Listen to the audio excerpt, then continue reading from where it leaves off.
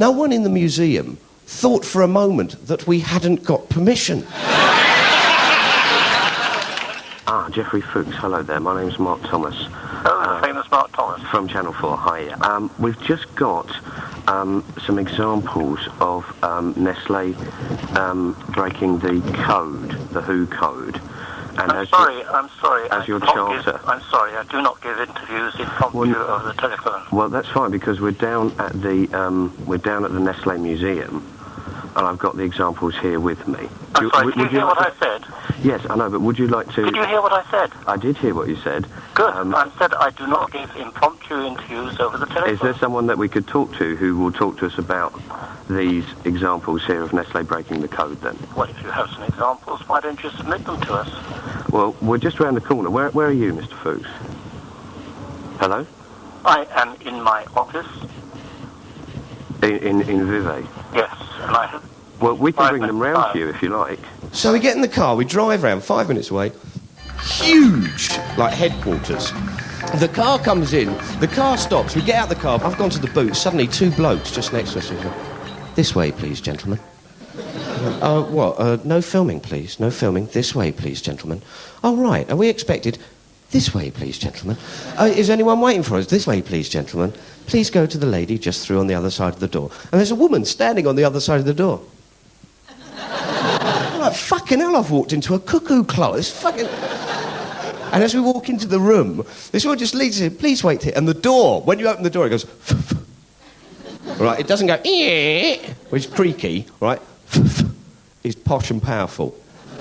Seriously, if you ever hear a dog go... Someone important's about to do a bad thing. So we're sitting down in this room, and it's just like this concrete room with a view straight onto Lake Geneva. And we're just sitting there, and I was just thinking, I bet they've got underground bunkers. I bet they've got underground bunkers with loads of blokes running around in orange or white boiler suits. And there's a monorail system or some little mini-moats. Right, and some oil drums, and somewhere in the middle, a big machine going, 5 days and 3 hours till countdown. And eventually this guy, Mr. Renk, just walks in, just... OK. Oh, hello, pleased to meet you, Mr. Renk. Lovely, thank you. And we start chatting to him and explaining, because we've set the exhibit up in the room. And we start talking him through it. And he says, right, OK. We said, well, this tin here, we think it's a breach of the code, you see, the World Health or International Code. And he said, that's your interpretation. And I went, 3 days and 4 hours.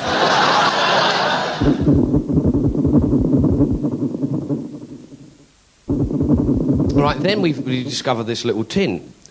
This tin is from Malawi.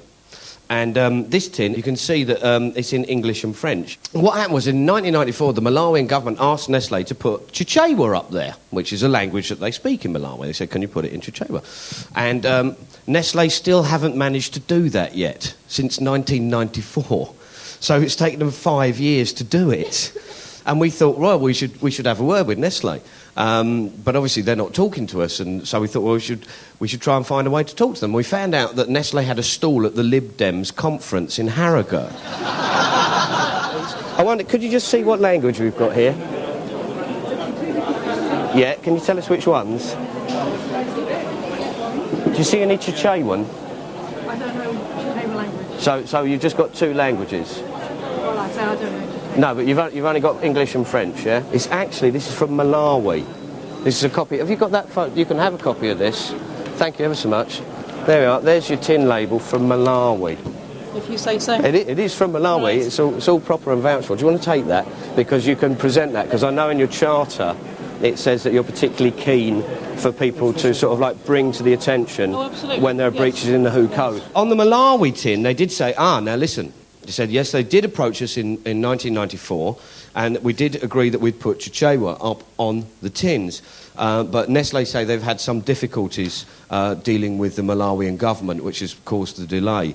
And they intend to get the tins actually printed and out on the market in the next 2 weeks. And we said, that's fine, but do you think you've been in breach of the WHO code at any point in that 5 years up until you put the thing on the label? And they haven't answered that one yet. Mozambique, I don't know if you know this, has got 33 officially recognised languages. Now, obviously, Nestle can't be expected to print 33 languages on a tin, but the one language that isn't on that 33 list is English, which is the only language on the tin, you see, which is a bit bad, really, isn't it? And what head office have said is this is a rogue tin. What it was made for. They've said it's a rogue tin that's got in. It's a complex issue, and we hope that you'll work... Well, no, it's very clear. You print the labels in appropriate languages. If they're not there, you break the code. If you break the code, then you've broken your charter. It's quite simple. We'll check out the details on those for you. OK, thank you very much. So the thing was, they actually said this was their response to the tin from Maputo, from Mozambique. They said it's a rogue tin. They said, well, look, this is from South Africa. It was smuggled across the border into Mozambique to avoid paying the customs duty on it. And they smuggle it over and sell it there. And we don't mark it in Mozambique. And we say, but you do have an agent there. And they said, yeah, but, you know, this tin is from South Africa. And that's how it's got there. We said, well, if it is from South Africa, why is there no Afrikaans, Zulu or Xhosa on it? And they said to us, the South African authorities have okayed this. And we said, it doesn't matter if the South African authorities have okayed it. It's the WHO code that says appropriate language. Your charter says WHO code. Your charter says comply. And they said, well, there's not enough room on the tin. This is a very small tin. It's only 250 grams. We said, the charter doesn't exempt on issues of size. Size doesn't matter when it comes to baby milk and appropriate languages. And they said, well, it is too small. And we said, well, funny you should say that, because we've got some tins from Switzerland, which are 300-gram tins, which are 50 grams more than that one, and they've got Italian, French and German on them. You've managed to squeeze that all on, haven't you? Could you give us a response to that? They haven't got back to us on that one. This one's weird. This was another one from Malawi. This time, all the instructions on the back, on this panel here, are in English, Afrikaans and Zulu, which is great, very good. And we think, well, that's very good, but why have you got the South African tin in Malawi? And anyway, if it is for South Africa, very well done about the Zulu, and very well done about the Afrikaans. Why is the warning only in English, though? Why is the warning here? Breast milk is best for babies. Before you decide to take any infant formula, consult your doctor or clinic for advice. Why is that only in English? Then on this bit it says, only use scoop for this can, consult feeding table. Why is that only in English? We thought to ourselves. And so we asked them about that as well, and they haven't got back to us about that. Then we started getting some other stuff in. And we start off with this one here. It's from Pakistan. Not a little bit of Urdu on it at all. Not a bit of Urdu. And they said, but the Urdu, the instructions are inside in a leaflet. We said, that's not very good because it's about the packaging. And it's too late then. You know, if you've got to consult a doctor or a clinic before you use it, then it's no good buying it and then finding out afterwards. And they said, well, it's too small to actually print Urdu on it. There's not enough room. Well, what about this bit here? Looks like you could probably scribble something on it, doesn't it? And they didn't get back to us about that either. Then we found out about these two. These are two from Pakistan as well. NAN 1, NAN 2. This is infant formula and follow-on formula. Follow-on formula should not be confused with infant formula. Follow-on formula should not be given to newborn infants. And you think, well, there's no appropriate language here. There's no sort of proper sort of stuff in Urdu here. There's just a bit of Urdu down at the bottom. And then we discovered this.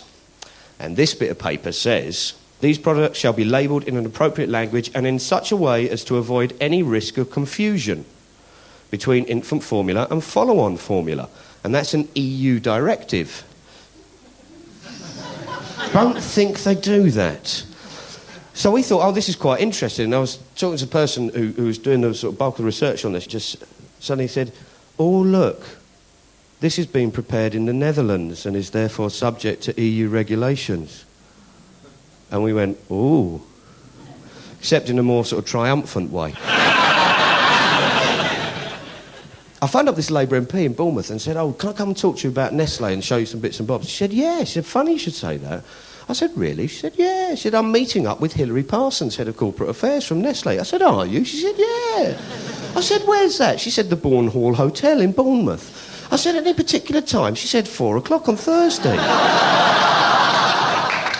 I said, that's good.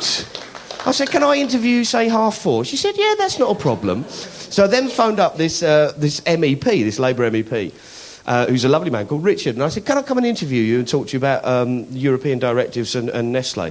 And he said, yeah, it'd be a pleasure. He said, where do you want to do it? I said, Bourne Hall Hotel? He said, yeah, all right. I said, round about 4 o'clock.